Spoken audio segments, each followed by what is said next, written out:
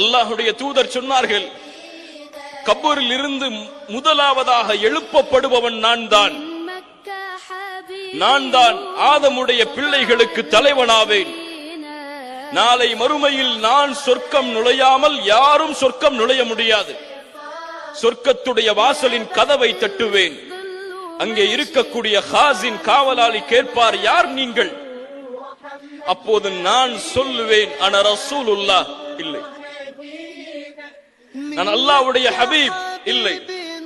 அந்த காவலாளி இடத்திலே இந்த தூதர் என்ன பணிவோடு பேசுவார் தெரியுமா?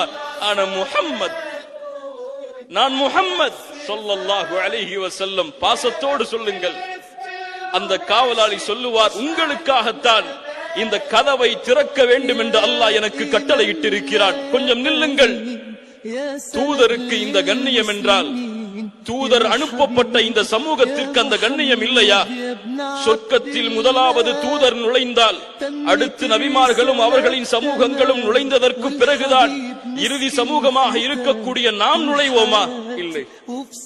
அல்லாஹ்வுடைய தூதர் சொன்னார்கள் ஸல்லல்லாஹு அலைஹி வஸல்லம், நஹ்னுல் ஆகிரூன் அல் அவ்வலூன யௌமல் கியாமஹ்.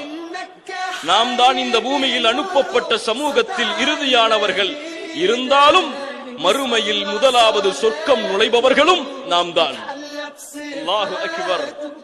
மறுமையில் முதலாவதாக விசாரிக்கப்படும் சமூகம் இறுதியானதாக இருந்தாலும் முதலாவது விசாரிக்கப்படுவோம், முதலாவது தீர்ப்பு கொடுக்கப்படும். இந்த சமூகம் சொர்க்கத்தில் நுழைந்ததற்கு பிறகுதான் மற்ற எல்லா சமூகங்களும் சொர்க்கத்தில் நுழைவதற்கு வாய்ப்பளிக்கப்படும் என்றால் இந்த கண்ணியத்தை எமக்கு பெற்றுத் தந்தது யார்?